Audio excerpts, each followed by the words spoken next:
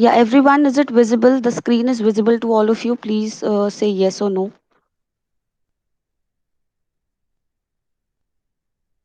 Yes, it is visible, Neelam. Okay, thank you. Thank you so much, ma'am. So, we are going to talk about behaviors and behavioral issues and how we can manage these issues and like problem behaviors and how we can what all strategies we can use with our children when we encounter any kind of challenges or challenging behaviors. So there are, like, most of the time there are so many reasons for those behaviors, like maybe they want to communicate something, or they are trying to cope with a particular situation. So ये चीज जाननी हमें बहुत ज़रूरी है कि what are the possible reasons for that particular behavior जो बच्चा शो कर रहा है, और you can say problem behavior, like if he is crying or screaming or showing any kind of tantrum, what are the reason behind uh, those particular actions. So this knowing what causes challenging behavior may like can help you to develop ways to deal with it. And we are going to start uh, the slide now. Um Behavior is communication. We all know, we all communicate with our behaviors. We, like, agar if we take an example of an infant or a very young child, wo agar like if he is hungry or he is wet or he soiled his diaper, so he will cry. So crying is that behavior, that communication mode.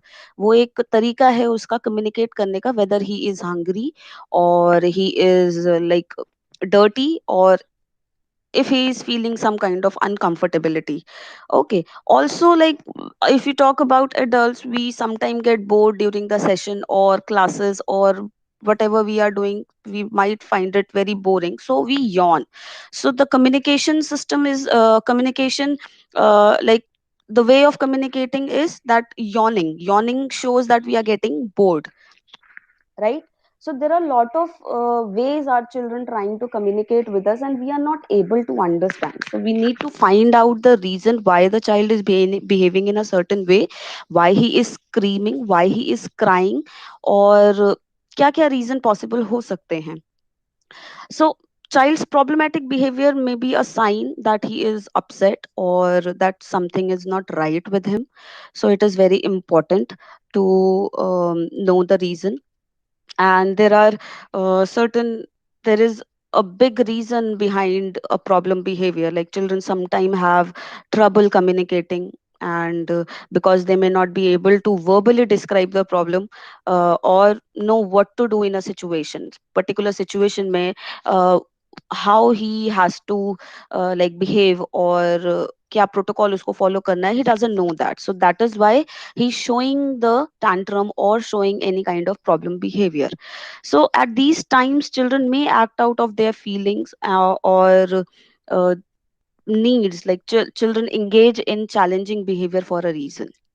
So the purpose of maybe getting, ho sakta hai they want some attention from their surrounding or from the other people, or they are like trying to escape some kind of activity or a particular situation, or they are trying to satisfy them, like if there is any kind of a sensory need, if they are like trying to calm them down, or uh, कोई अगर sensory requirement है, then they are showing that particular behavior. So there is always a reason behind a behavior, and we need to find out that reason, so that we can like work on that particular target behavior, right?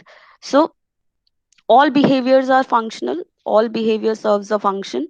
There is the function of behavior, like, is very important to identify for several reasons, like हो सकता है uh, the four maybe sensory stimulation issues हों, या बच्चा try कर रहा हो कुछ मे बी सेंसरी रिक्वायरमेंट उसकी हो. So we need to find out the reason for behaviour.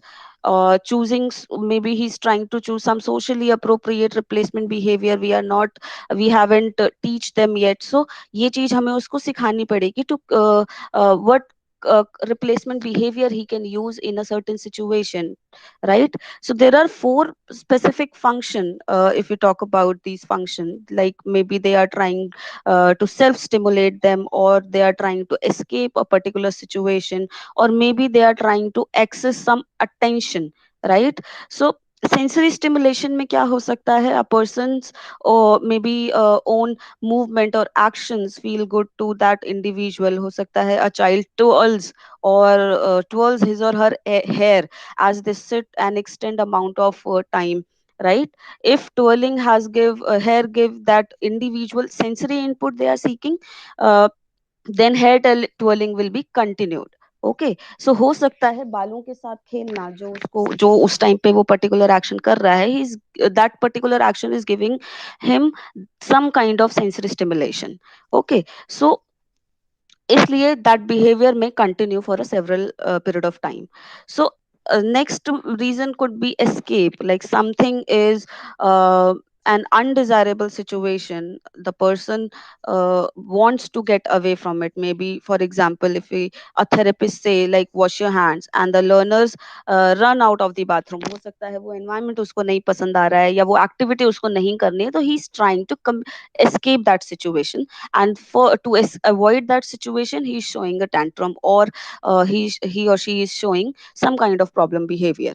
Okay, or also the reason could be attention, like someone desires for access of social like interaction. For example, child screams look at me, अगर उसको attention चाहिए तो वो चीखेगा या चिल्लाएगा या वो शोर मचा रहा है कि so that the people around him will look at him, right?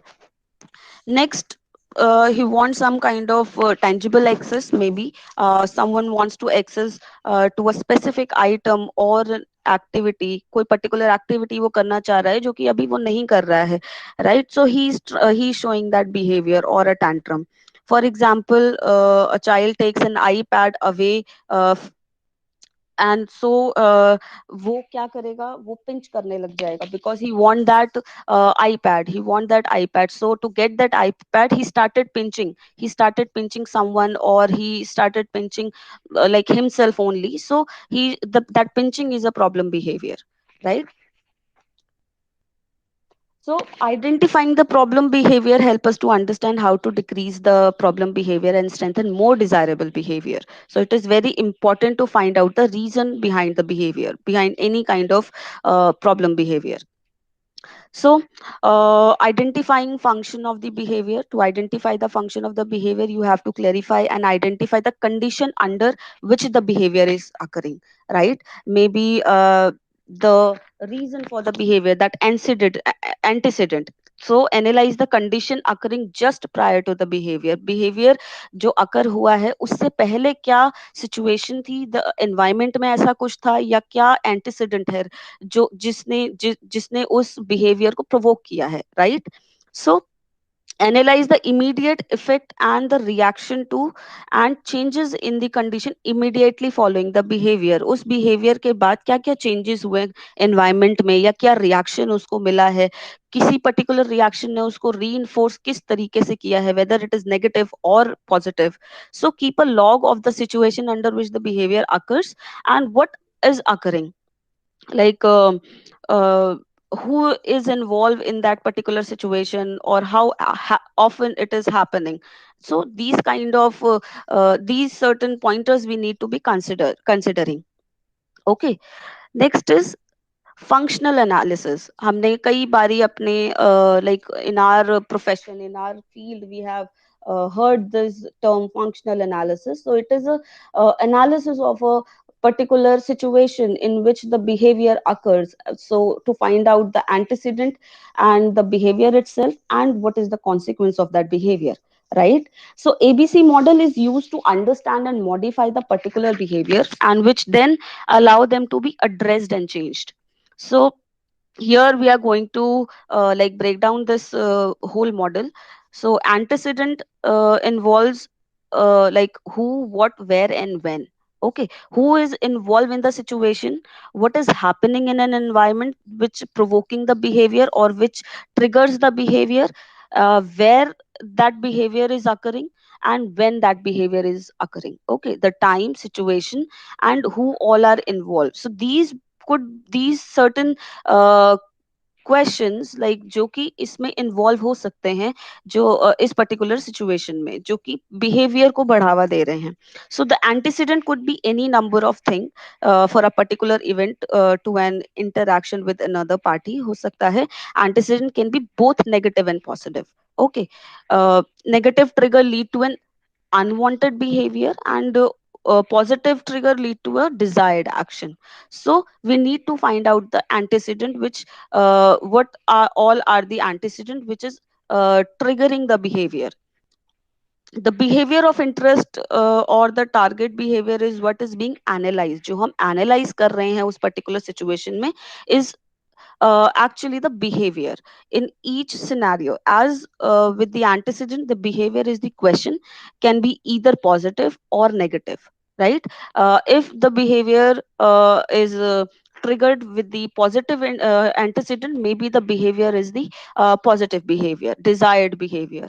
Okay, so the consequence, what effect does behavior lead to, the payoff, and how do others reacting to that behavior, whether it is being positively reinforced or negatively reinforced. The consequence is what happened because of that behavior being analyzed. Okay, and consequence can be used to either encourage or extinguish the behavior depending on the whether that behavior is desired or unwanted. Okay, if the behavior is negatively reinforced, that behavior is not desired or not wanted. And if the behavior is positively reinforced, then the behavior is the desired behavior, right?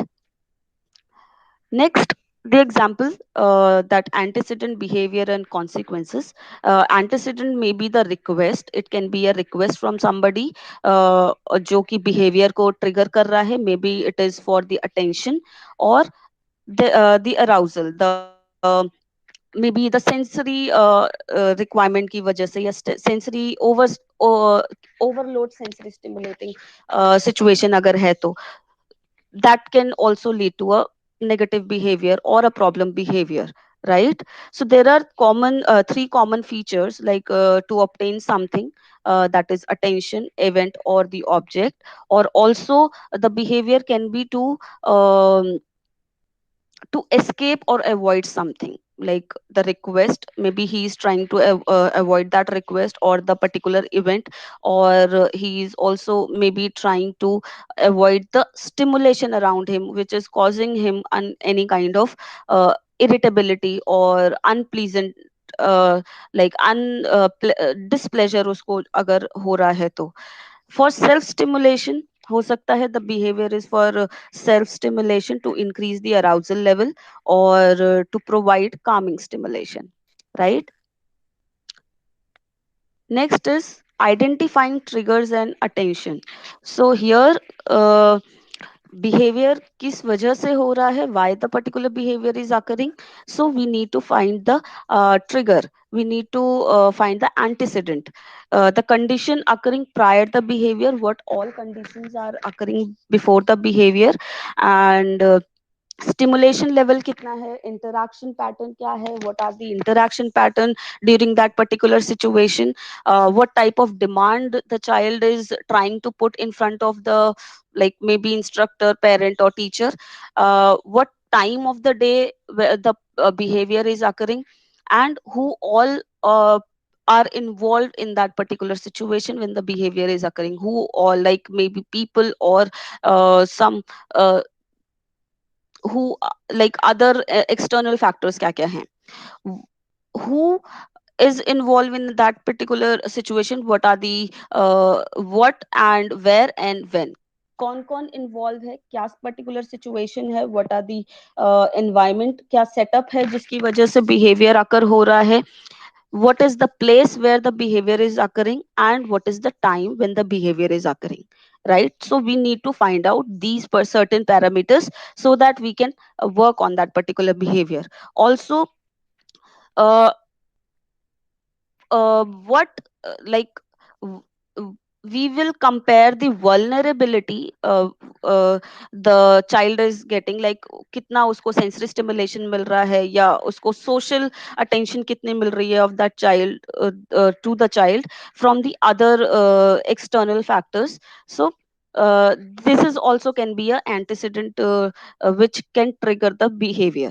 Okay, we can also avoid and modify the condition to avoid that particular behavior, and we will also build an added support, like ho sakta hai we can also use some kind of uh, external support for the behavior to not occur, or we can also replace that behavior. We can use cards, we can use pictures, we can use other sensory toys to calm down that behavior. So the antecedent kya kya ho sakte hain, we need to find out all that antecedent so that we can work on the particular behavior, right?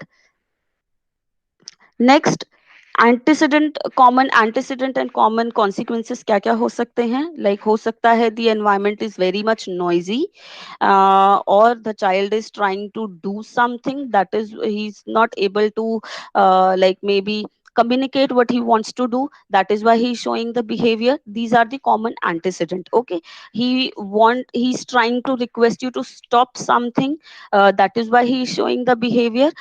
Also the behavior can occur maybe if you say no to him, or you want him to you want him not to do something, or you are trying to stop him from doing something, that can also lead to a problem behavior or tantrum. Also, if a particular activity or a task you have given to the child is very difficult for him to do, that can also lead to a behavior.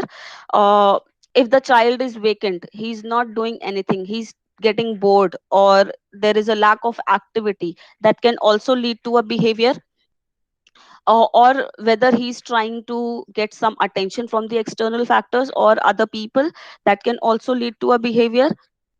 And the transition situation, it is a very very big reason that creates problem behavior in children, because our children are not able to manage the transition period. They don't know what when to finish the activity and will switch to the next activity, or from one situation to the another situation. This transition period can cause our children with the negative or problematic behavior, because there is an unpredictable this is an unpredictable situation if we are not uh, providing them other external support that tells them what is going to happen next, right? So also when they are not able to communicate their needs, their requirements, or their likes and dislikes in a particular situation, that can also lead to a problem behavior. So these could be common antecedent which can trigger the negative behavior, right? So what are the common consequences, like kya kya ho sakta hai from that particular negative behavior? Maybe the child is trying agar like if the child is showing some kind of tantrum or problematic behavior, he's trying to escape. If the child escape from a situation, that will uh, increase the likelihood of that negative behavior. So maybe he's trying to escape from the particular situation, then he's showing that behavior. Or the consequence of that behavior will be he's trying to getting out of doing that request, whatever request you have uh, made to the child. uh, Also maybe he like was able to getting in any way, or like अगर किसी particular situation में वो या particular activity को वो करना चाह रहा है and you are stopping him, that can also lead to a behavior. Okay, so these could be some common consequences of that particular those particular problem behavior. वो escape हो सकता है, attention हो सकता है, या कोई सेल्फ स्टिमुलेशन हो सकता है, और also it can also be a like to get everyone's attention, the external factors attentions, right? Next is reduce problem behavior. How we can reduce the problem behavior: eliminate or modify the trigger that set of the behavior. build in positive support to help reduce the likelihood of that behavior. कोई आप external support बच्चे के लिए create कर सकते हैं which can reduce the problem behavior. Maybe if there is a like the external factor को आप accordingly modify कर सकते हैं. Try to minimize the reinforcing consequence that maintain the inappropriate behavior.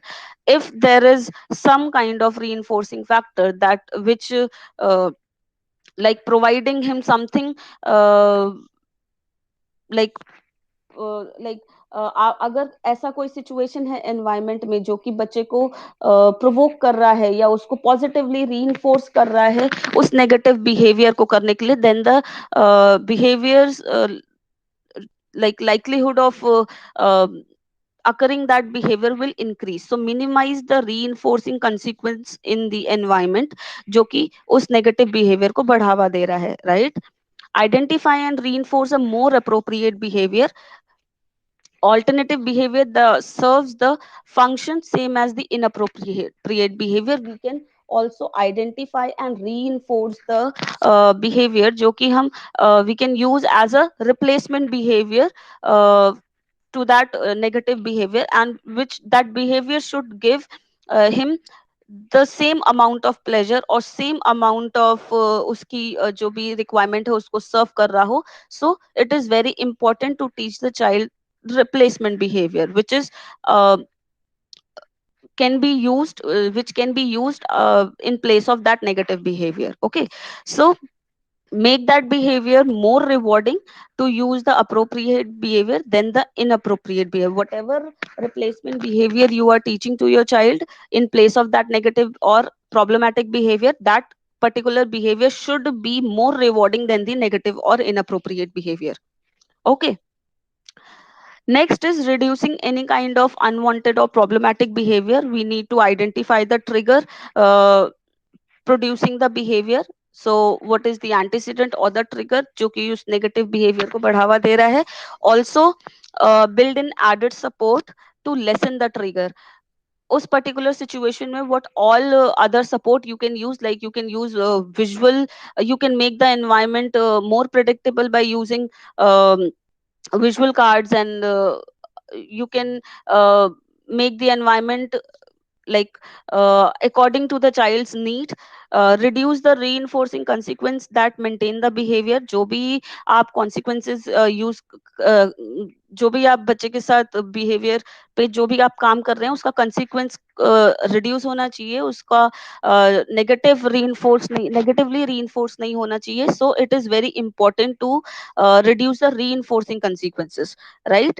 Identify the function of the behavior, the particular behavior, what exactly the function of that negative behavior, what जो कि उस बच्चे की needs को सर्व कर रहा है. So it is very important to identify that function so that you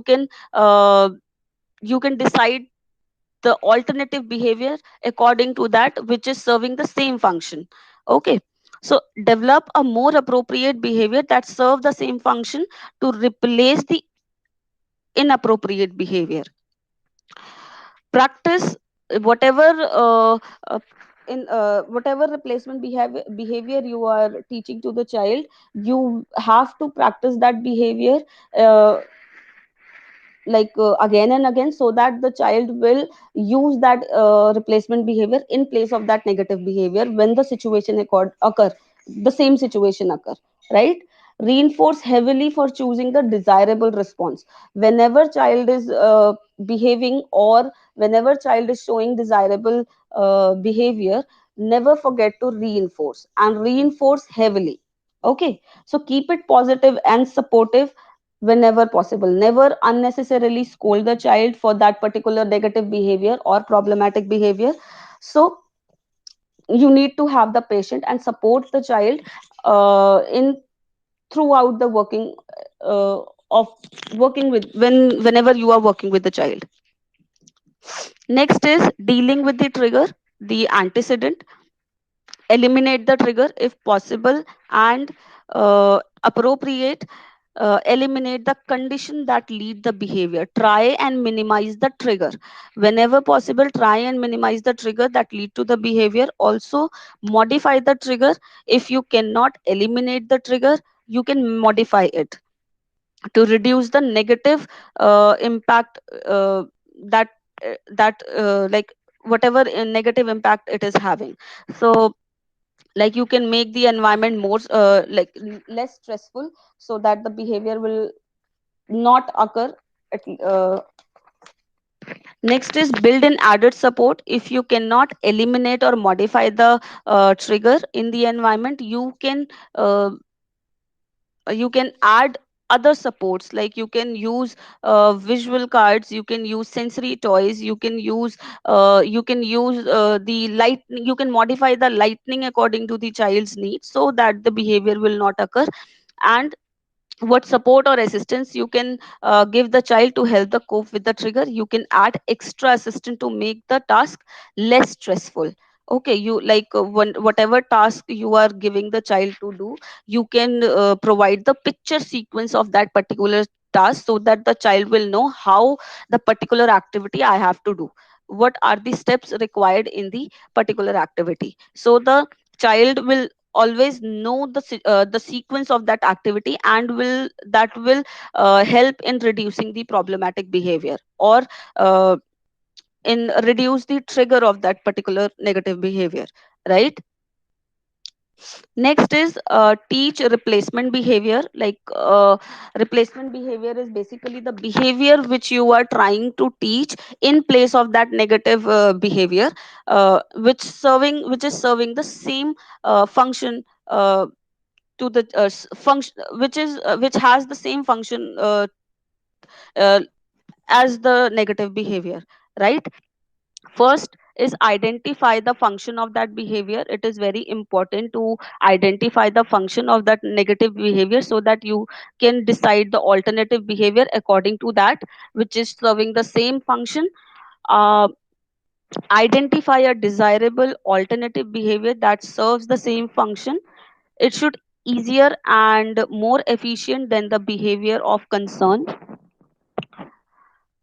Next, have the child practice alternative behavior when he is calm. Okay, so whatever alternate behavior or replacement behavior you have taught to the child, it is very important to practice those behavior in the situation when it is required. When the trigger occur, direct the child to the alternative behavior. When the situation or a trigger occurs which can lead to a negative behavior, you need to redirect the child to the alternative behavior, to the replacement behavior. Okay. Also make replacement behavior more effective than the inappropriate behavior. Whatever replacement behavior you are teaching to the child, it is very important to make it more effective than the negative behavior. So, when presented a task that is too hard for the child, teach him to ask for help rather than throwing the material. Okay, you can show him, you can provide him with the card, help card, and whenever it is required, tell him to show this card. Whenever you are feeling whenever you are requiring help, you need to show this particular card. Okay, so this is the replacement behavior which he can use. Now what do you want your child to do?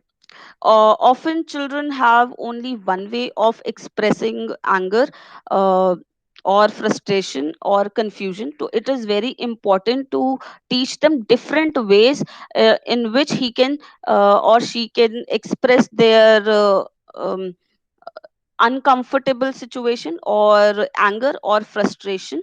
Whether like he can do some kind of activity whenever he's feeling or she is feeling upset. Okay, so how do you want your child to respond? It is very important कि बच्चा किस तरीके से in a particular situation respond करे. तो we need to teach them uh, those behaviors, or how he can cope with that particular situation. You need to teach them. Okay, different actions you can teach them, what he or she needs to do in a particular situation, so that he or she has an option of doing a particular situation, particular behavior. Teach a new or more effective response. It is very important to teach him effective response in a particular situation. Like अगर ऐसी कोई situation है जो negative behaviour को trigger कर सकती है, तो you need to teach him the replacement behaviour which is more effective than the negative behavior and serving the same function. So what is child is trying to communicate, teach him the better way. Like if the child is trying to communicate something, teach him how he can communicate the particular thing. Like if he wants to go to the toilet, or if he wants to go for playing, how he can, or whether he's requiring something, or he uh, wants you to, like, he whether he wants his needs to be met. So how he can communicate, teach him the better way of communicating. Try not to suppress a negative behavior without replacing it, so with a more functional one. Okay, it is very important to choose the functional behavior or replacement behavior which is more effective than the particular negative behavior. Next is possible substitute, like anger. Agar it is a situation of anger and frustration, what the child can do, he can talk to some adult, he can talk to his teacher, he can talk to his elder brother, sister, or his mother.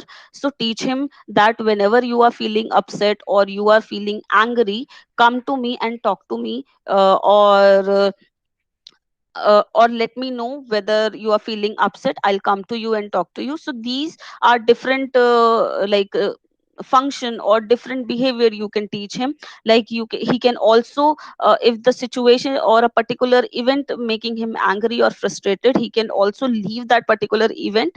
Teach him that if the particular situation is making you angry, you can leave that situation, you can like move somewhere else, right?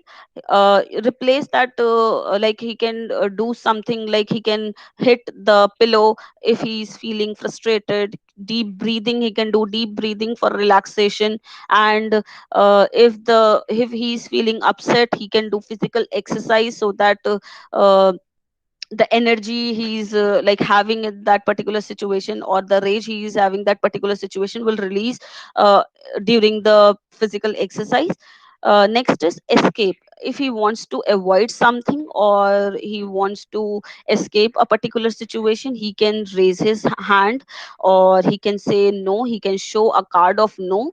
Whether he wants to do or not want to do a particular activity, he can show the card, whether that I don't like this activity, I want to do something else, or like he want to avoid it, or he need a break. So he can show a break card, card of a break that tells whether he wants a break. He can also walk from that particular situation. He can ask for the assistance from other people, like his teacher, his parents, his elder brother and sister, or anybody, like in that particular situation, right? Or if he want to obtain something, like he wants someone's attention, he wants somebody to listen to him, he can always raise his hand. He can go and touch that person, whether like so that he can tell him, or that touching will show him that I want to say something, or I want you to look at me, and when I'm doing something. So he can also point, and he can show the picture board, or the choice board. If he wants something, there you can make a choice board and put different choices. Whatever he wants, he can point that particular thing, and he can ask for assistance whenever required. Self stimulation. In a situation of self stimulation, he can use his sensory toys, like fidget toys. He can do some kind of filler activities. So you can provide him some kind of filler activity in a particular situation, which can meet his sensory need. Substitute activity providing the same stimulation, right? So you can provide him different activities, different substitute activities which can provide him the same stimulation, or self stimulation in a like same range. Next is teach the replacement behavior. So the trigger can lead to a undesirable behavior. If like you can you can remove or lessen the effect of undesirable behavior by negatively reinforcing it or avoiding that particular behavior. Okay, so it will not get any attention, and it will, the likelihood of occurring that behavior again will decrease. Prompt and reward the desirable or the alternative behavior which you have taught the child by rewarding it positively, and make the replacement behavior much more rewarding and effective than the undesirable behavior. So never ever give any kind of attention or like to the undesirable behaviors that will increase the likelihood of occurring that undesirable or problematic behavior. Okay, you need to stay positive and supportive whenever you work with your child. So build in a support that maximize the success.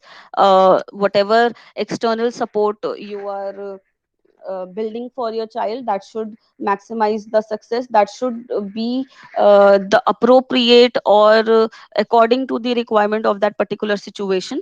And we should always focus on the positive behaviors or positive whenever the child has done something good, we have to reinforce, we should reinforce the child, so that the desire, that particular desirable behavior or desirable the positive act, the likelihood of that positive act will increase in the future.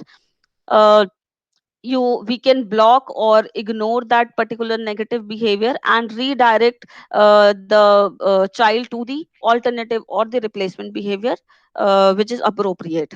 Okay, make it fun. Whenever you are working with your child, that should not be like a monotonous task. So we should try and make the situation very interesting, so the child will develop the interest when he is working with you. Next is practice, preview, and review. Like practice, it is very important to practice the replacement or the behavior, replacement behavior you are teaching to the child, you have taught to the child. Once the desirable behavior is identified, you must teach it by doing some kind of role play, and you can also practice it when you can, by creating a kind of a pretend play kind of a situation in which you are practicing that particular replacement behavior. Also, next is preview, if possible. Preview the desirable behavior just before entering the situation that trigger the unwanted behavior, right? Build in added assistance to help the child choose the right response during the situation, and reinforce heavily whenever the child practice that or show that desirable or uh, desirable behavior or the replacement behavior. Never forget to reinforce that particular behavior heavily, so that the likelihood of occurring that particular positive behavior will increase.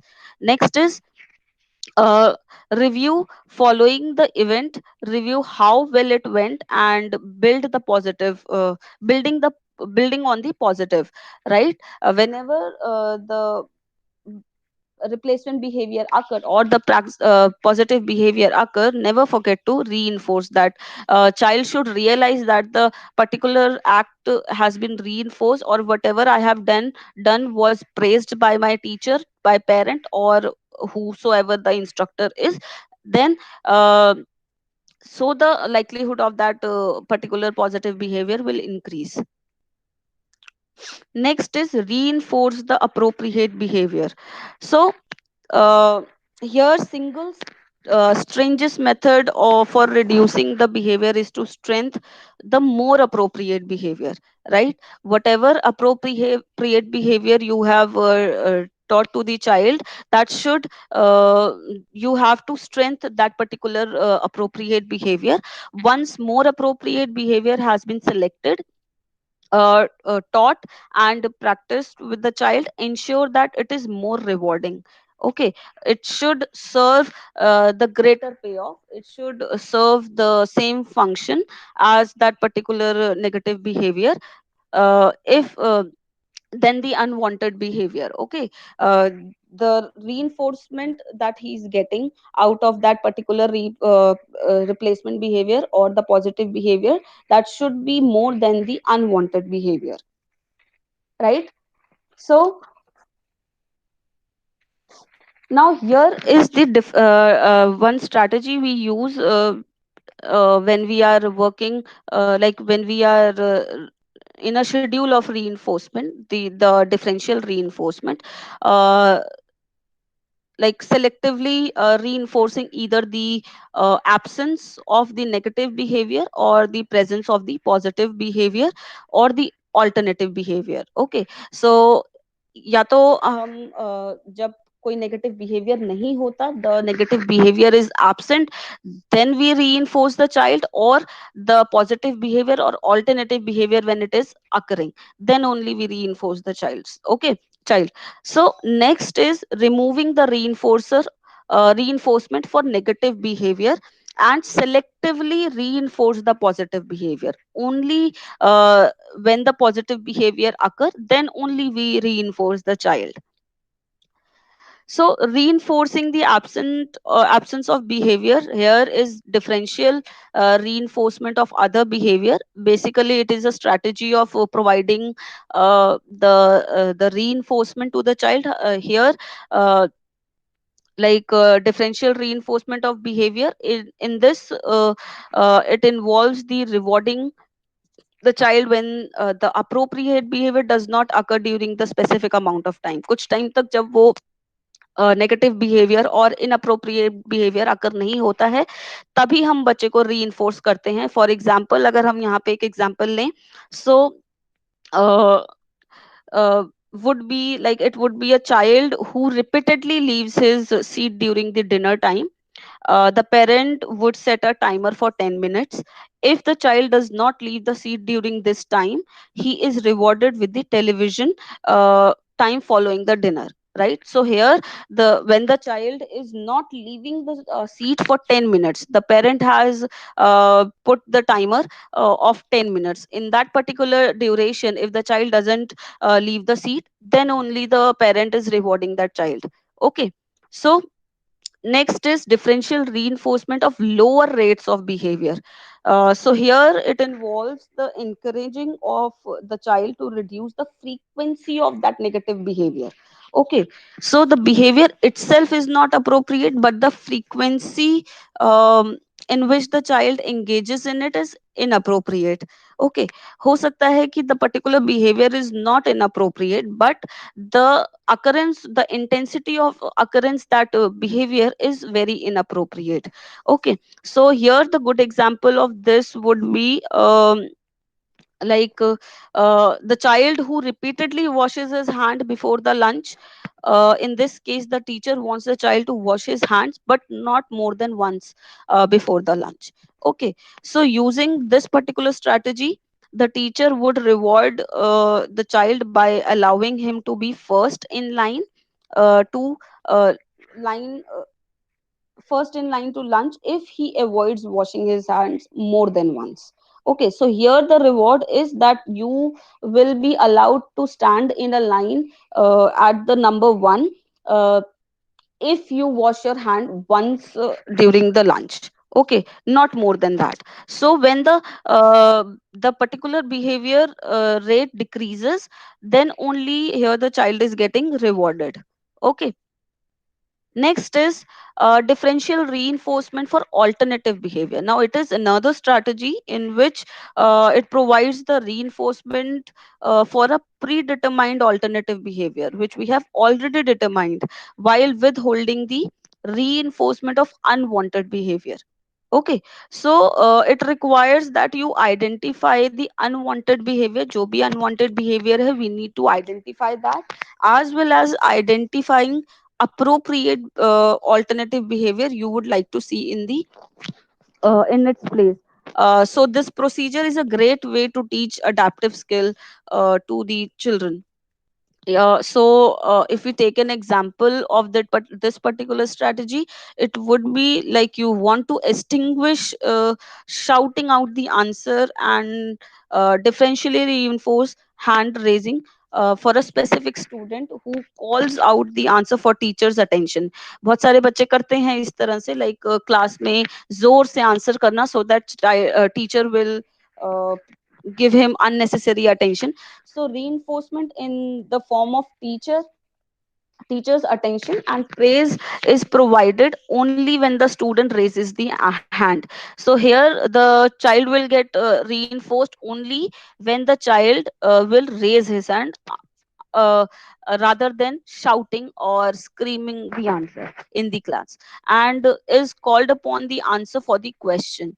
Okay, so reinforcement is withheld when the child is calling out the answer without being chosen, regardless if their hand is raised or not.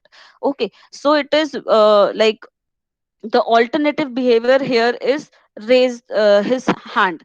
Okay, and the unwanted behavior is the screaming, the shouting out the answer in the class.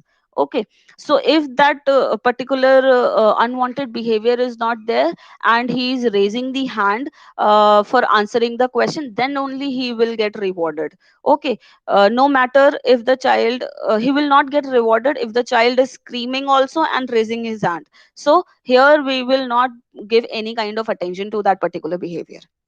Okay, so next is differential reinforcement of incompatible behavior. Now, it involves like reinforcing behavior that can't occur at the same time as the inappropriate behavior. For example, uh, here we can take an example like a teacher wants the child to remain in his seat.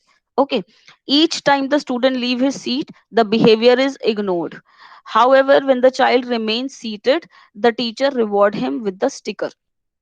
Okay, so here the when the child leaving the seat, when the child is leaving the seat, he will not, he is not getting any kind of attention, the child is being ignored.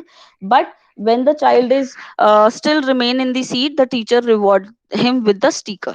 Okay, so here the this is differential reinforcement of incompatible behavior. Now the four primary question which we tend to come across, like what the child is doing wrong. First you need to find out the thing which is not appropriate. Okay, then only we can work on the child's behavior. यहाँ पे हमें ये find out करना है कि बच्चा गलत क्या कर रहा है या फिर which is not appropriate in a situation. Now then we need to find out why he is doing it like that. Okay, why, what is the reason behind that particular act or that particular negative behavior. What do you want the child to do? Now what is the appropriate behavior you want the child to do? So here you need to teach the child in a particular situation what he needs to do. Okay, so the appropriate behavior. Okay, so why should he do that particular appropriate behavior. So he also need to understand why I should be reacting or I should be behaving in a particular situation in a certain way. Okay, so he needs to understand the relation between the behavior and a situation. Now types of reinforcement, the positive, here there are certain types of reinforcement which we use when we are working with our children. So the positive reinforcement reinforcer is anything like that can add for add that that is added to like following a behavior that increases the likelihood of the behavior occurring again in the future. Okay, so we use positive reinforcement when we want a certain behavior to be occurred in the near future again. Rewards are often given to the child when they are engaged in a desirable behavior, but uh, if the reward does not cause those behavior to increase in the future, then the reward is not actually a positive, right? So there are various forms of reinforcement, like tangible and liquid and edible, which is like you can say the natural reinforcers. A child's positive behavior and social interaction are reinforced naturally, and the natural consequences of the positive behavior become reinforcing themselves. So here the motivation, successful interaction becomes the motivating to the child. Okay, so first is the liquid and edible reinforcement, which can like his like something he likes to eat, something he likes to uh, drink, like toffee or chocolate or candy, in a small amount, no doubt, in a very small amount. Okay, next is you can use tangible items as a reinforcer, like you can use his favorite toys as a reinforcer, you can use his favorite object, any kind of favorite book, favorite pictures, favorite anything he likes, uh, you can use as a reinforcer. Okay, here next you can use social reinforcers, like a child behaviors are reinforced by social positive social interaction, like smiles or tickles or high fives, or maybe one on one time if the child likes it. Okay, so you can use these kind of things as a reinforcer with the child. For example, child agar if the child hesitantly raises his hand in the class to answer a question, the teacher uh, praise for his effort, or peers wink from the across the room, are form of a social reinforcement. If the child is doing some kind of a like any appropriate like showing any kind of appropriate behavior, or he's doing the task very nicely, so we tell him, very good, very nice, you did a good job, you praise the child in a certain way, and you provide him a high five or high 10. Or if the child like one on one time, you give him a one on one time as a reinforcer. So these are the social reinforcers we use uh, in our working, when we are working with the child. Okay, so next is activity based reinforcers, like child might like some kind of like doing some kind of activity. For example, if the child finishes all his activities, and so the activity based reinforcer could include the access of maybe computer, or watching TV for 10 minutes, for 5 minutes, or whatever the time you have decided. Okay, also you can here you can use pre-mac principle. Basically, pre-mac principle is a kind like is a first and then concept. Like first you need to do this, your desired activity which you want the child to do, and then the activity which child is liking, like the child's favorite activity. Then that particular activity you can use as a reinforcer. Okay, you will be allowed to do this, or you will be allowed to go and play outside, but first you have to do this particular activity which I want, right? So you can use this particular principle as a reinforcer technique. Any behavior or interest can be used as a reinforcer.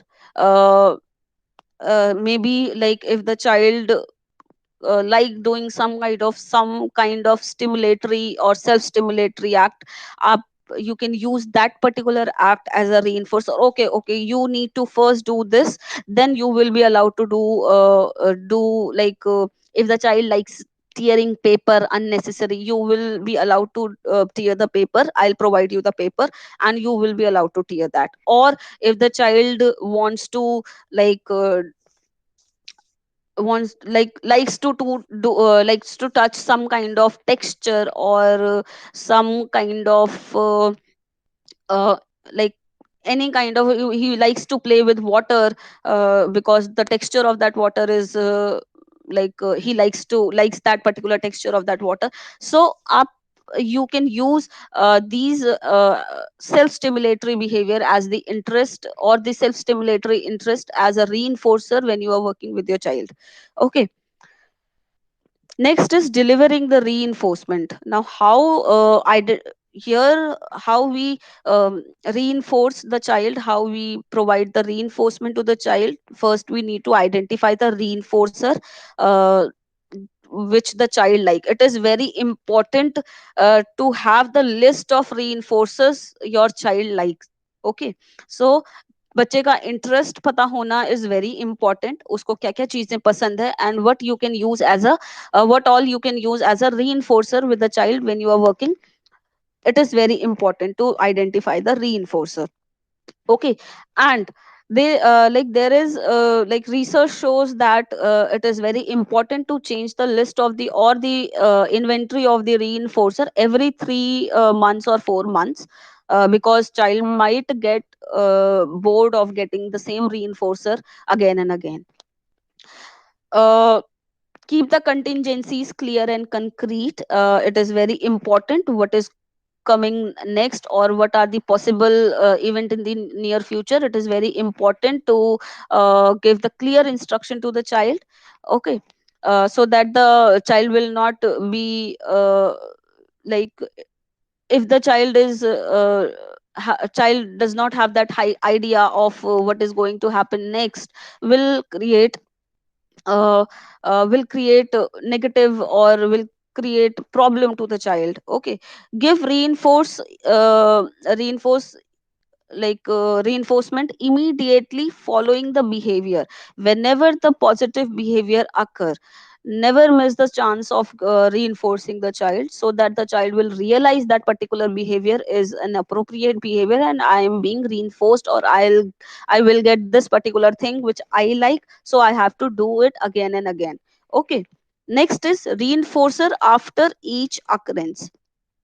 uh, Whenever the positive act is being like is occurred, whenever the appropriate behavior is occurring, or the child is following the rules, or whatever you have asked him to do, he is doing nicely. uh, Reinforce the child on each occurrence, but it is very important to monitor when the child is started initiating on his own. Then it is time to fade that reinforcer, otherwise the child will get dependent on that particular reinforcer and he will not do anything unless and until he is getting reinforced.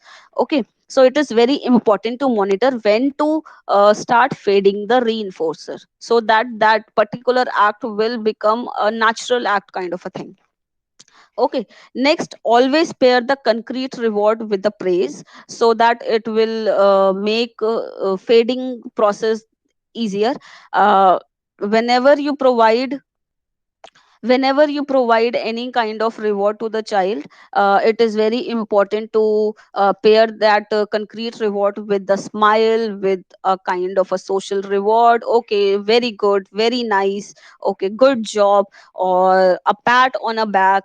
Okay, so you have to pair these concrete reward with uh, these gestures, so that when the fading process will start, this will help you diminish the concrete reward, so that the child will not get dependent on the reward, the concrete reward, right?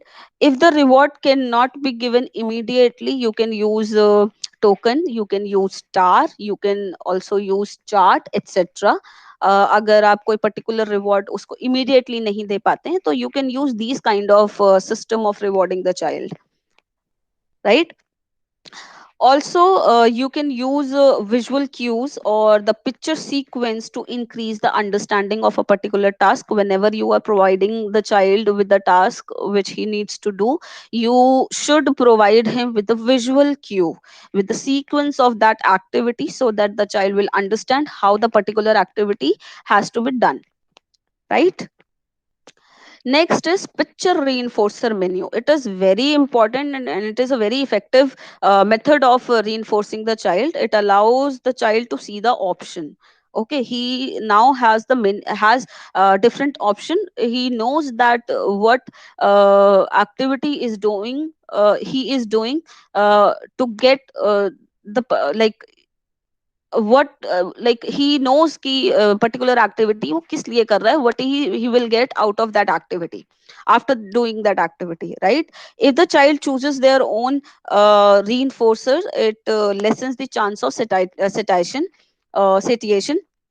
Okay, use a Velcro board to show what reinforcers are available for that particular time. You can use Velcro board, and you can use you can put pictures of the reinforcers that in that particular time what all reinforcer are available, you can mention on that board, and child can choose from those reinforcers. Okay, have the child pick the reinforcer before the event and keep the picture in view to remind the child of what are he is working of what are working for, right? The child is working for, right? So it is very important to show him the reinforcer menu. उसको ये चीज पता होनी चाहिए कि वो particular task जो कर रहा है वो किस चीज के लिए कर रहा है, उसको क्या मिलेगा. सो उसका motivation maintain will be maintained during that particular situation or that particular activity, duration of that activity. Okay, next is understanding the contingencies. It is very important to make any kind of activities which you are any kind of activity or any kind of task you are providing the child, it should be very simple and easy to understand. uh, Very important to make the expectation very concrete and literal and clear. If the child doesn't know what is because our children, uh, we know that they lack theory of mind. He doesn't know what is being expected from them from the by the other member of the family or from by the teacher or friends. So it is very important to make the expectation concrete, literal and clear. Okay, uh, uh, use visual representation. You can use visual representation to understand and preview the contingencies, whatever going to happen. You can use the picture card for that particular situation, or like for this particular activity you are doing, and the next thing is this. So the possible event is whatever possible future event are going to happen, that should be visible, that should uh, like should be presented in a visual form. That then the predictability of the environment will be there in the to the child. uh, Next is build in support to maximize the success. Whatever support you are using, like if you are using any kind of visual strategy or if you are using any kind of other support, then that should be according to the level of the child, and that should maximize the success of the like certain situation or the child. Next is uh, common discipline procedures. Like whenever any kind of negative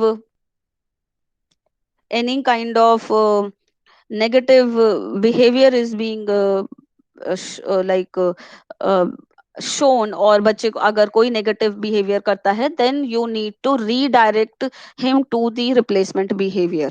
Okay, it is very important that you should redirect the child whenever he is doing any kind of unwanted or problematic behavior to the replacement behavior which is serving the same function.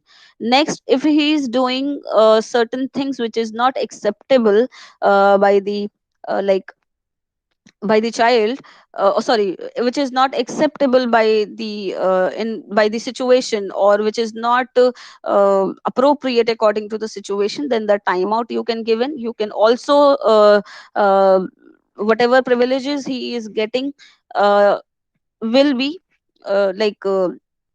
will be he will lose all those privileges in the future if he is not showing the appropriate behavior in the particular situation. Okay, so first is redirection. Here whenever the negative behavior is being shown, you need to intervene early and block and ignore and redirect the particular uh, behavior, and negatively you will reinforce, like you will block the minimal attention which is being which the child is getting, and you can redirect him to the positive behavior or the replacement behavior which you have taught to the child in a particular situation, for that particular situation. And you can reinforce him immediately. If the child is if the child is showing any kind of negative behavior, you will negatively reinforce him. Or if the child is showing any kind of positive or appropriate behavior, you will positively reinforce him, and that too very heavily, so that the child will realize that particular behavior is being reinforced, and I have like is being reinforced positively, or I have gotten the praise by the teacher or the instructor. So the likelihood of that particular positive behavior will increase in the future. Next is focus on what you want your child to do. Now it is very important to keep the attention focus on the positive behavior only, and you make the minimal reference to the negative behavior negative. And it is also very important to whatever replacement behavior or positive or appropriate behavior you have taught to the child, it should be practice and practice and practice by creating maybe a role play or a pretend play, or you create a scenario or a situation accordingly, and the child should behave or child should show that particular replacement behavior in a certain situation, so that when the trigger occur naturally in the environment, the child will behave accordingly, right? Next is social disapproval. It consists of, like, whenever the child is not showing the appropriate behavior, or he is showing tantrums or problematic behavior, so it consists of firm communication that the behavior is unacceptable. Okay, like you can for example, you will say no hitting. If the child is hitting is an inappropriate behavior, and you will say with a firm tone that uh, no hitting, or it is not allowed, or something, whatever command you give to the child. And that too, the communication should pair with the facial expression of displeasure.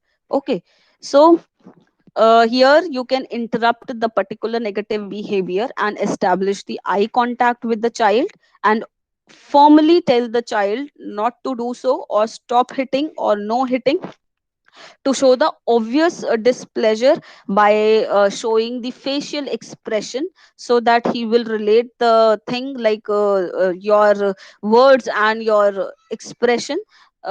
He will know that the frowning is there in on the, like, face of the instructor, that now I like I am not allowed to do a certain or a particular mm, show a particular behavior.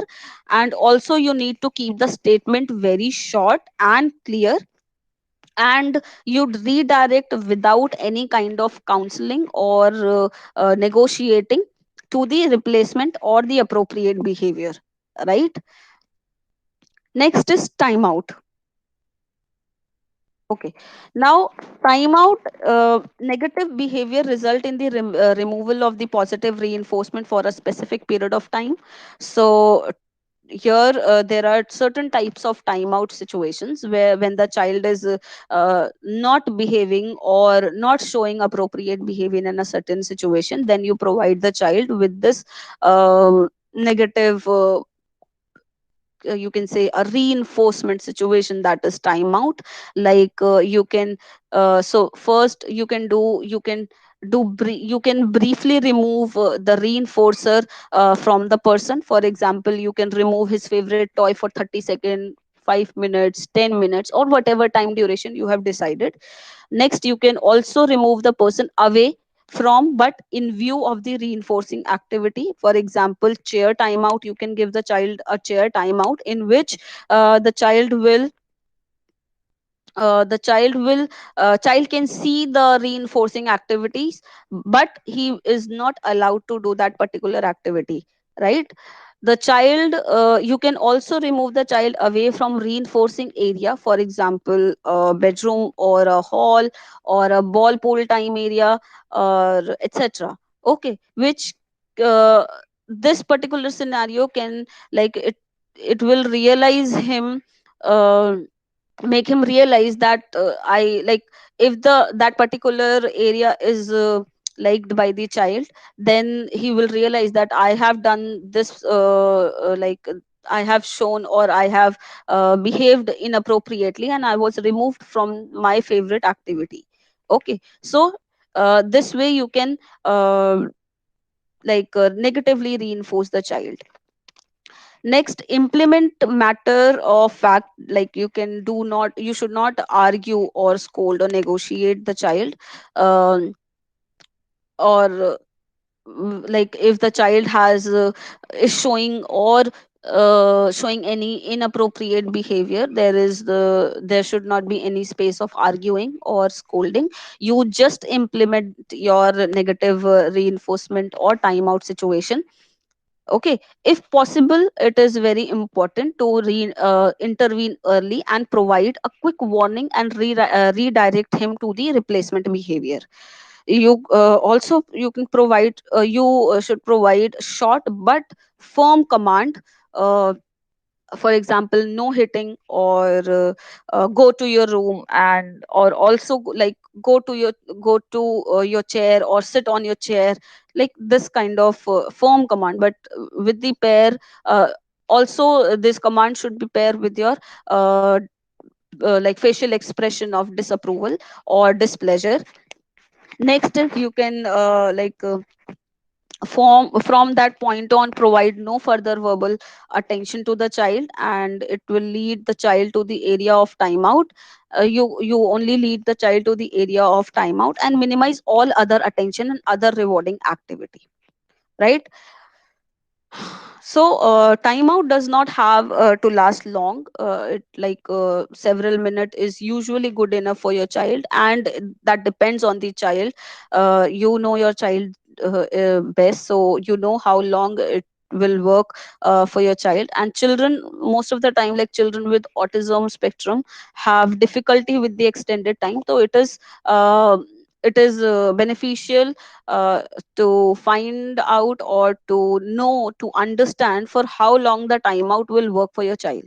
Okay, so if not calm after time elapses, you should wait until he calm for a minute, and then restart with the activity or the uh, like whatever activity you guys are doing. So you can wait for that particular situation, or you wait until your child uh, like calms down, and then you restart. So in this whole process, your child will behave very abruptly or negatively, so it is very important that you should be prepared for all that negative hassle with your child. Okay. Next, response cost or loss of privileges, like losing something as a punishment for the behavior. If the child is showing any kind of inappropriate behavior, you can take his favorite toy, object, or anything he likes. Favorite item you can take, can be taken away. Like for example, you can take his computer time, or you can um, you can barred him from his TV time or play time. So you may also maybe more punishing like this situation. Because of this also the child will show the tantrum, but I know like it is be more punishing to the parents than the child. But it is very important that the child should realize that if he shows some kind of inappropriate behavior, certain things will be taken away from him. So to get those favorite activities, favorite objects, or any kind of such thing which he likes, he needs to behave in a certain way, right? So you need to make sure the child understand the specifically what they did wrong and what is being taken away, and when it will be given back. Okay, so you can also use picture sequence to preview and review. You can you can create a kind of a picture sequence, like if the child behave in a certain way, he will be taken away from the certain situation, and he will get only when he behave in a certain way. So you can create a kind of a picture sequence for that particular situation also, right? So you need to make sure to remind them of contingencies and the expected behavior. If the child behave in a certain way, what is going to happen and what is the expected behavior in a particular situation. S- so it is very important that you should remind the child uh, of such things. And it is also important to remember, the longer the delay in the loss of privilege to the behavior, the loss the less association it has. Okay, so whenever you are negatively or like, for that matter, if you are reinforcing the child in any way, like maybe in a positive or in a negative, if you delay the reinforcement schedule or the delivery of that particular reinforcement, the child will not be able to uh, make the association or make the relationship between the situation and the reinforcement, and he will not realize whether in what sense the child should behave in a particular situation, and in what sense he should not behave in a particular situation. So it is very important that you should not delay in reinforcing or like reinforcing the child in any way, be it positive or in negative, right? Next is, there are some general strategies we will use with our children, like most of the time the child behave in a certain way or show anxiety because of the environment may be sensory overloaded, or they are like, maybe they are uh, hypo to the some sensory stimulation, or maybe they are hyper to some sensory stimulation. So it is very important to find out why the child is behaving in a certain way. Also, child show tantrum or behavior because they are not able to regulate the dynamic system which we are following in our natural or day to day life. They are not able to regulate that according to them or according to their needs. That is why they're showing the tantrum or the behavior, or they are behaving in a certain way because of that. Also, uncertainty creates severe anxiety because of the unpredictable environment. They doesn't know what is going to happen next, or if I'm doing such things in a certain way, why I should not be doing in that particular thing in that particular way. So this uncertainty or unpredictability create a lot of tension in children, and that creates most of the time the uh, uh, like explosion of the negative behavior or tantrums.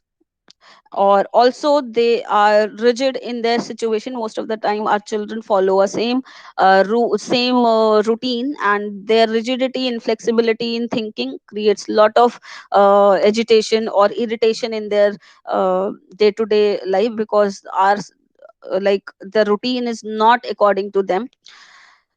Also, if the routine is not according to them, they are not being controlled, so there is a strong need of control that also leads to the negative behavior.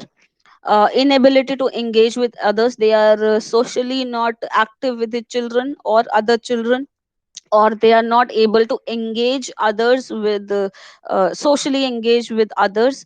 That also leads to a negative or problematic behavior.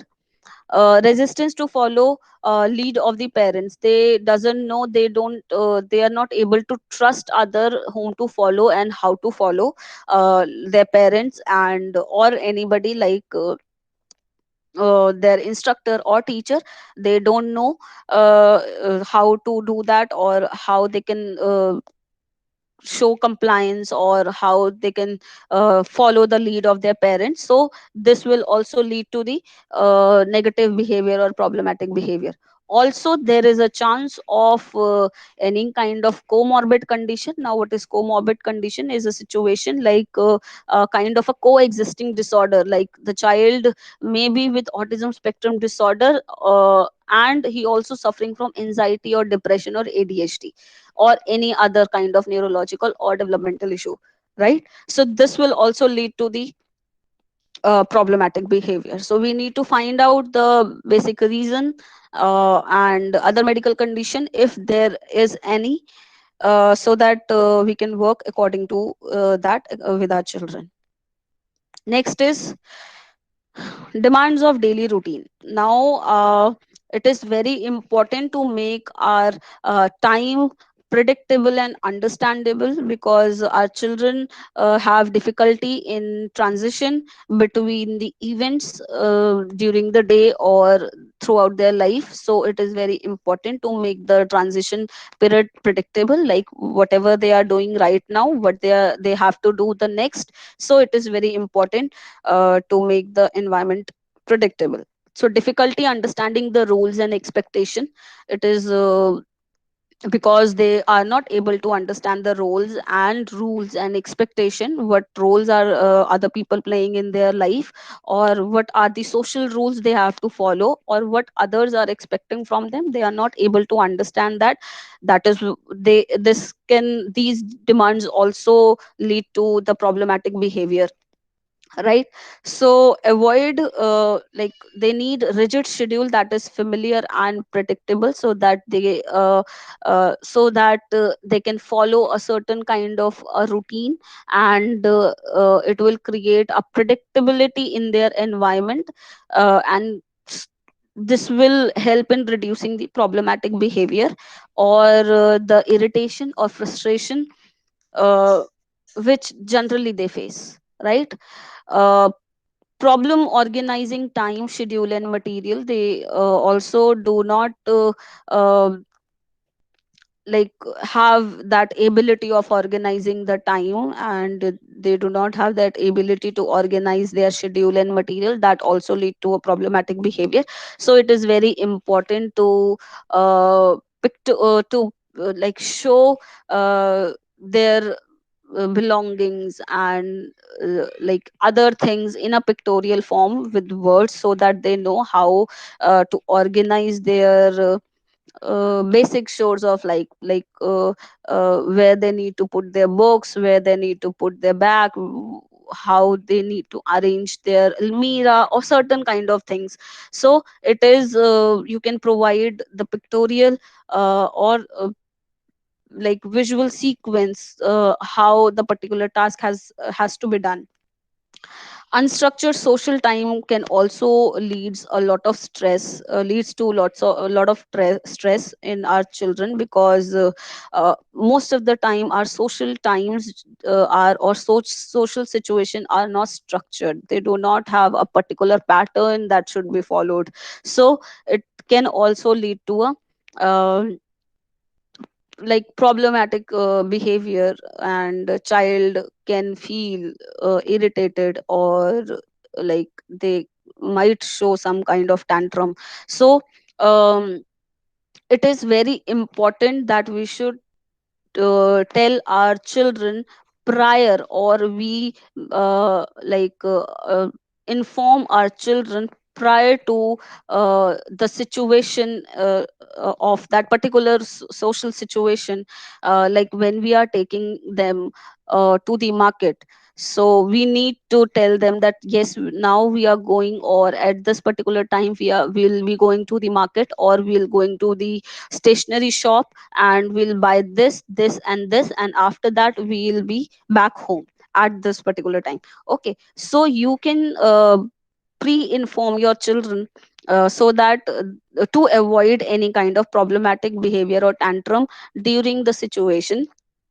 You can also uh, like show such you can also relate the or you can also show these informations in a pictorial form. Like you can create a picture or a card or a particular sequence, like first we will go to this go to this particular shop, then we'll have this, then we'll have this, and then we'll back home.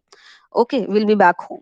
Okay, so you can create a visual routine kind of a thing, which you can use with your child. Next is meltdown. Now, meltdown most of the time occur due to the over demands in our environment. Like we are what we are expecting from the child, and he's not able to fulfill that expectation.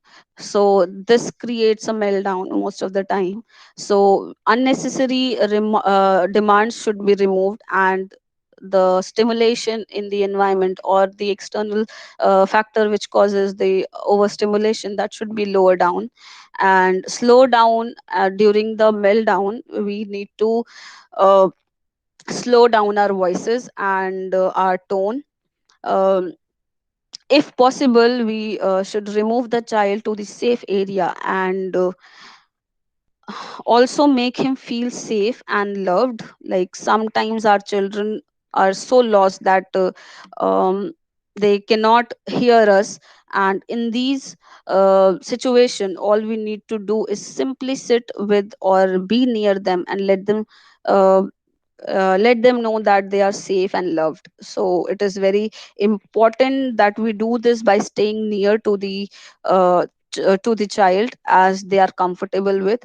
And we can also eliminate the punishment. It can make them feel like most of the time when child shows this meltdown situation, we do not understand the reason and we scold the child and punish the child. So we need to eliminate the punishment, and because this can make him feel shame or anxiety or fear, or also he will show the resentment.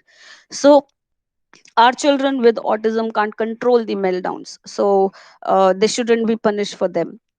Instead, they should be allowed the space to cry loudly with the parent there, or whosoever the elder person, whoever the elder person is there. So with him, and letting them know that they are supported by them.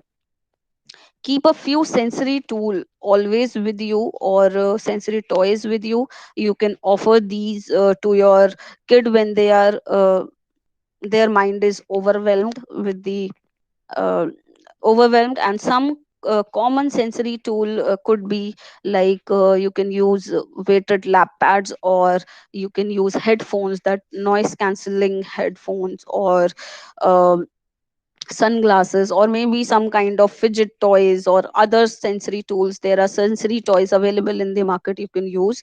So also it is very important that you do not force these toys on your child when they are melting down. So but uh, if they choose to use them, these can often help them calm down. So do not, in that particular situation, do not counsel or scold or give them advice unnecessarily. So it is important that you wait for them to calm down completely, right? Next is aggression and self abuse and tantrums. Now, it is very important to find out the antecedent and reinforcing payoffs which leads the aggression or any kind of tantrum. And you need to use some kind of proactive strategies that can lessen the stressor in the environment that is creating the aggression or these tantrums. Um, you can also teach alternative and replacement behavior when these trigger occurs. In these particular situation, how they can react or how they can behave, you can teach these replacement behavior which serve the same function as these aggression and self abuse activity or actions, right? You can also reduce the reinforcing payoff, the negative payoff of the negative behavior, like whatever function these negative behavior serving, you can reduce that reinforcing function. Also, like when triggers or behavior occur, intervene early. It is very important whenever these uh, behavior occur, you intervene immediately and block, ignore, and you like block the unnecessary reinforcement and ignore that situation, and redirect him or her to replacement behavior. It is also very important to focus on what you want your child to do, and uh, by replacing or by redirecting him to the replacement behavior, then uh, it is important to reinforce heavily whenever the child is showing any positive behavior, or if he is following that replacement behavior you have taught for that particular situation, right? Next is self stimulation. Now self stimulation, there are certain like activities children do, like they do hand flapping, they do finger flicking, they do spinning of the object, they or they like they themselves, like they also do spinning, and they also do like rocking kind of thing. So these are some kind of self stimulating activities which children most of the time do. So why these are the why they are doing such things in a situation? Because most of the time children are when they are getting bored, they are not doing anything. So they might get engaged in such kind of self stimulating activities or self engaging situation. So it is important that you block the overstimulation of these self stimulating situation and modulate the arousal level. Okay. So they do such things to like step to overcome their, or to fulfill the requirement of their sensory needs. It is important they also do such activities to calm themselves, and or whenever they are feeling agitated, or whenever they are trying to avoid from some kind of uncertain situation, they get involved in some in such self stimulating activities or situation. So here are the some like strategies we can use to help, like we can um, self stimulatory behavior can uh, serve a strong regulatory function for the child. So it is important to focus on shaping the participation in the other constructive activity other than the self stimulation activities. Okay, so important that we provide our children with the some very constructive activity which are serving the same function as the self stimulatory behavior. Substitute or replacement behavior that same the serve the same function, like they are full that we can engage our children in a replacement behavior that serving the same function as they are as like sensory needs go accordingly they are fulfilling. Also, if it is required, you can prompt the behavior that is physically incompatible with the stimming, or teach where and when stimming is allowed. Most of the time our children get involved in stimming, we need to tell them, we need, or it is very important to um, teach them when the stimming is allowed, where the stimming is allowed. Okay. And uh, to avoid these kind of overstimulating or over engaging in the self stimulating behavior, we can encourage them to get involved in the physical activities, other sports activities, physical activities, and such kind of things. Okay. Next is compulsive and ritualistic behaviors. Now these behavior are most of the time internally driven by anxiety and difficult for children to control. Most of the time it happens because the child feel some kind of anxiety, and which is, and they are not able to control that. Then they get involved in this ritualistic behavior most of the time, um, adherence to the routine, and is often driven by the need of the sameness. Most of the time we see in our children with autism, they get involved in the ritualistic behavior because there is a need for sameness. They are very rigid, they follow the same routine, and that sameness, that requirement of sameness get make them involved in the ritualistic behavior. You can provide them with some structure to the environment, which can help them to um, uh, they help them to not get involved into the ritualistic behavior. Also you can provide some environment some structural environment and predictability to their routine. um, because when our children are not aware of their routine, and they doesn't know what they are going to do, or what is being what they are supposed to do in a particular situation, they get involved into ritualistic behavior. And Also identify or lessen the stressor eliciting the behavior. Whatever trigger is there in the environment which is provoking this behavior, or which motivating this behavior to happen, we need to identify these stressors and modify them accordingly, so that our children will not get involved in ritualistic behaviors. Okay. Also it is important to teach functional alternative replacement behavior other than these ritualistic behavior, which are these replacement behaviors should serve the same function as these ritualistic behaviors, right? Next is fixation and pervasive interest. We can use the child's interest to engage him and develop his strength. For example, if we say the child loves stacking, you can see the picture of the child who is stacking these bottles. So you can use these pervasive, or you can use these fixation of stacking the bottles on one another. uh, you can take some concept which you want to teach the child uh, with these, by using this fixed interest of your child, right?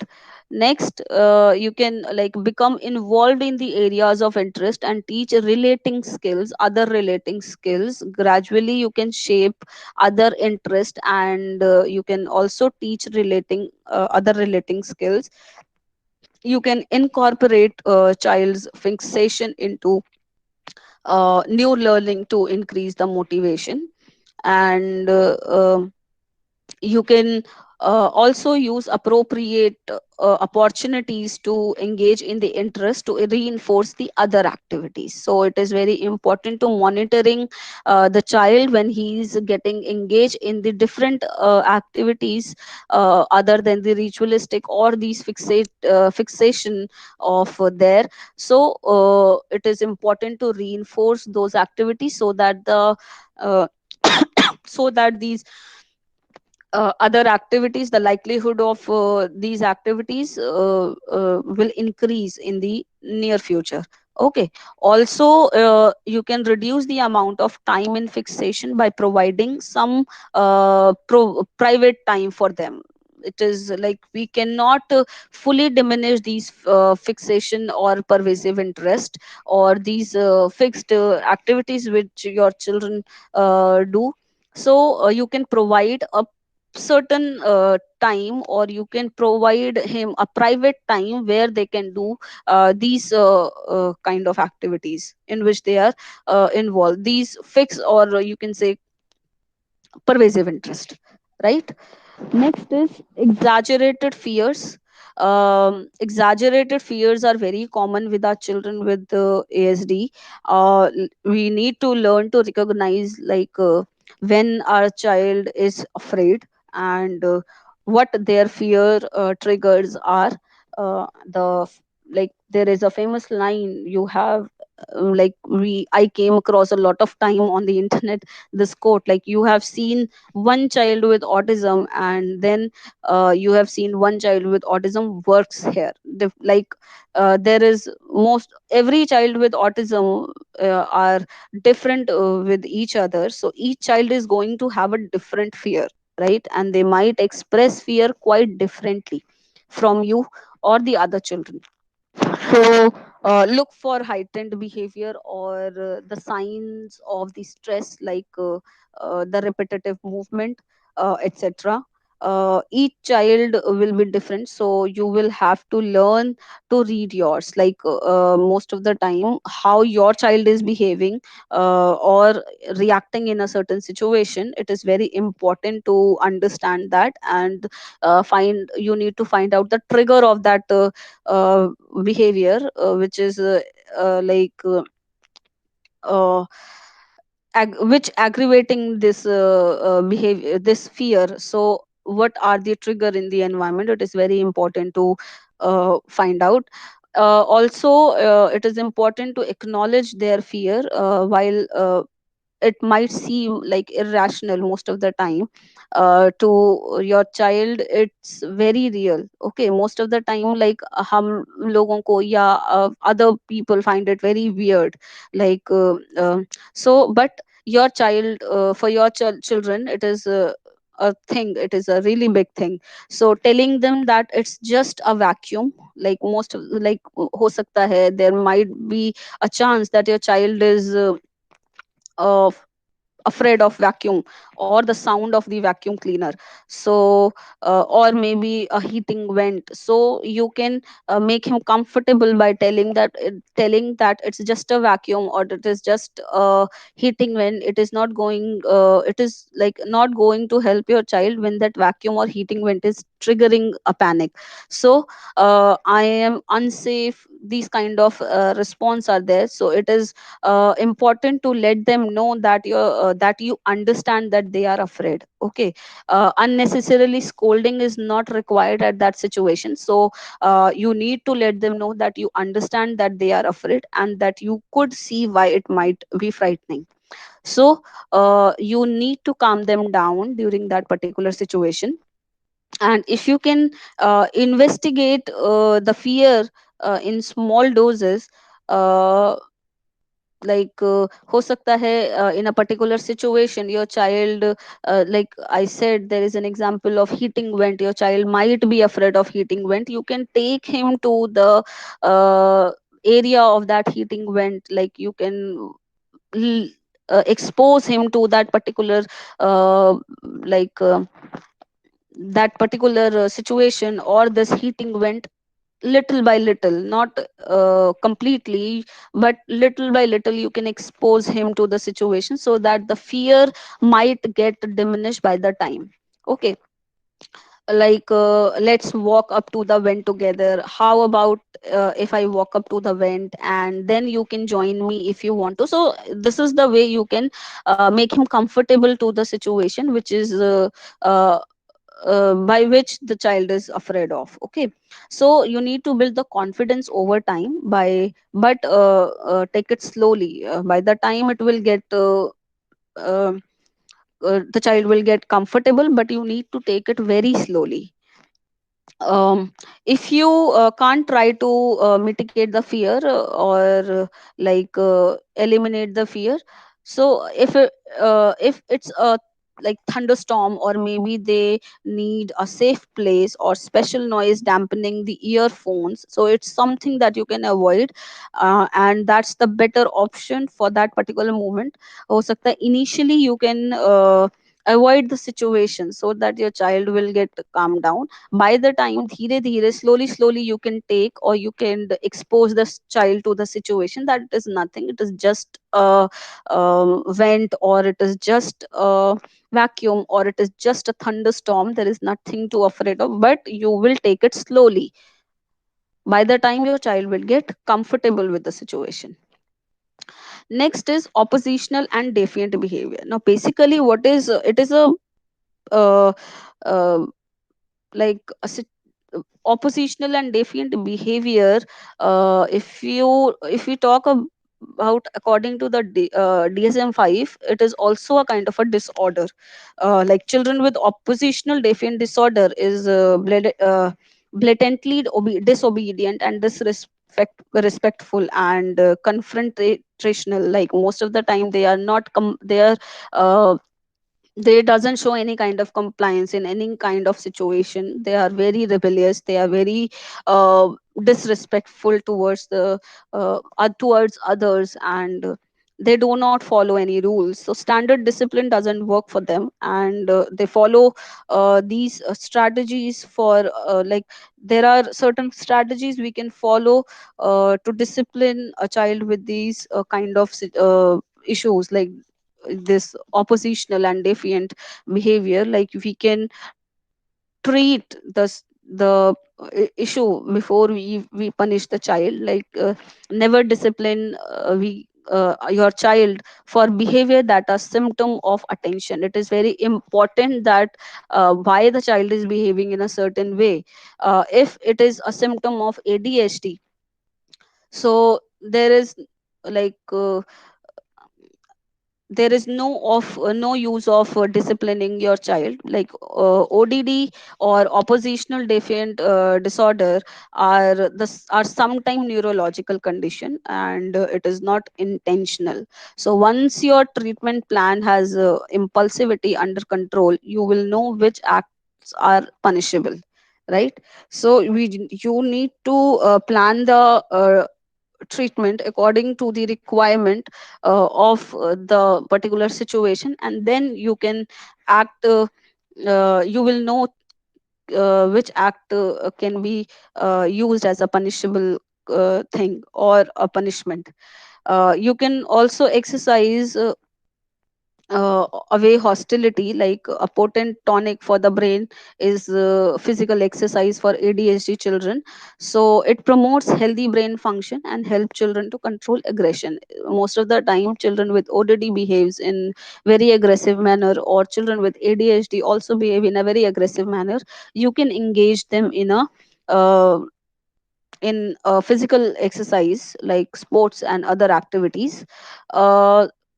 Also it is very important to know your child's pattern. Like you note when and where a child's anger flares, or documentation may help identifying the triggers and suggest effective intervention. So it is very important to write down the triggers, and when your child's anger aggravated, and what all measures you can take, or how you can remove these triggers or modify these triggers, so that so that your child will not get aggressive in a certain situation, right? So be clear about the rules and consequences. It is important. Whatever rules and consequences are there, you who need to be very clear.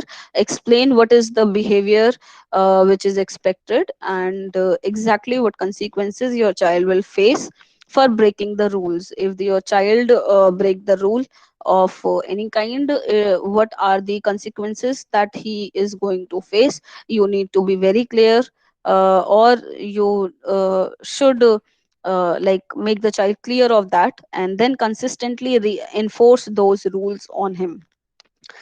uh, you can also it is important to stay calm and under control, instead of overreacting and teaching your child to fear your parents or mother or dad.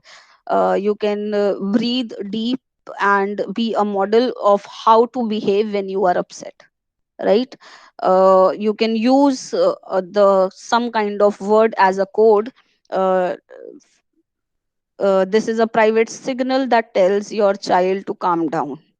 You can use a certain code which you can use with your child, and he knows that this code means that I need to calm down. Your child can also use it to express that he is getting upset, or sometimes just the word no or stop can push an emotional child over the edge, right? Sometimes that no, your child will not take this word no or stop, because it can also lead to some kind of aggression. If your child is like, your child is very emotional, so you can use these kind of code words by which you can uh, tell the child that yes, now it is time that he should be calmed down. Or he also can use these code words that he is upset or he's getting upset. He can communicate it with you. You need to be positive. You can boost your child's self-esteem by catching him behaving well, and by doling out the praise. It is very important when you catch, or when you find your child is behaving very well or appropriately, you um, can boost your child self-esteem by reinforcing and by praising him heavily in that particular situation, right?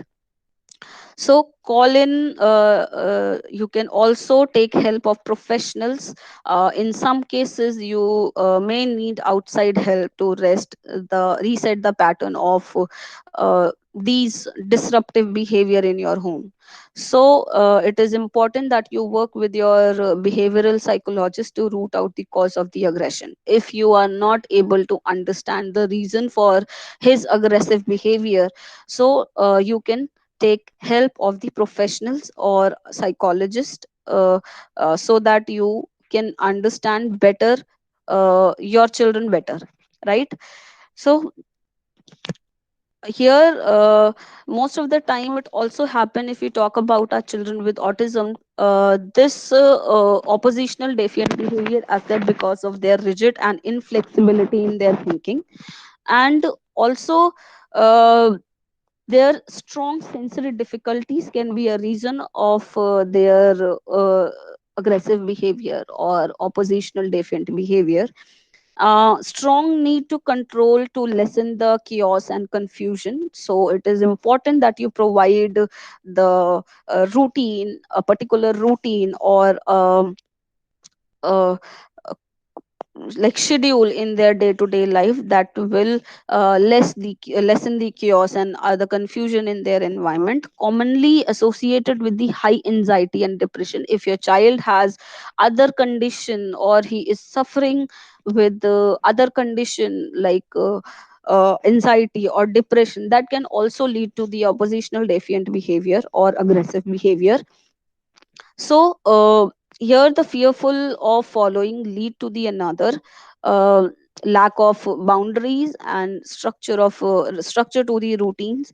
So it is, like I said earlier also, it is very important to provide predictability in the environment to reduce the problematic behavior or to avoid the problematic behavior, aggression, or any kind of inappropriate behavior in a certain situation. Because most of the time our children, when they are not have any idea what is going to happen next, or what they are expected of doing, like what they are expected of doing in a certain situation, that can also lead to the um aggression or oppositional defiant behavior. So there are, you can use some proactive strategies that can lessen the overload of the stimulation or the confusion and the performance anxiety, right?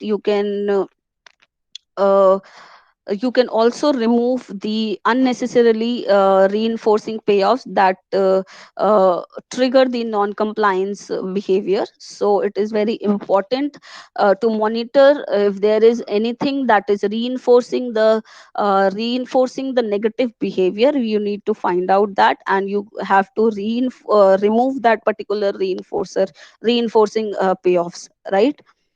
You can also provide clear and consistent boundaries. and expectations and consequences. So they know that this is my limitation.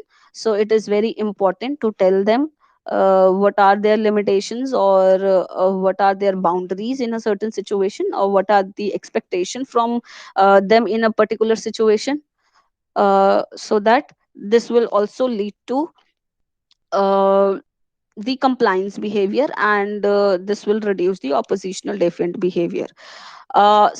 You can start very simple activities. You can start with very simple activities, then gradually you can increase the difficulty level. You can build gradually, and you can all next lastly you can strengthen the feeling of competencies, right?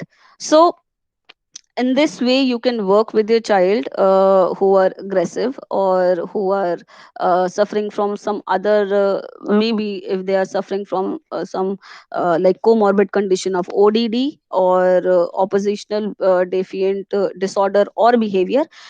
So you can work like this. And so here we are finished with the presentation. And now if you have anything to share, or any question, you can, like, you feel free to ask, and I will try and answer each one of them.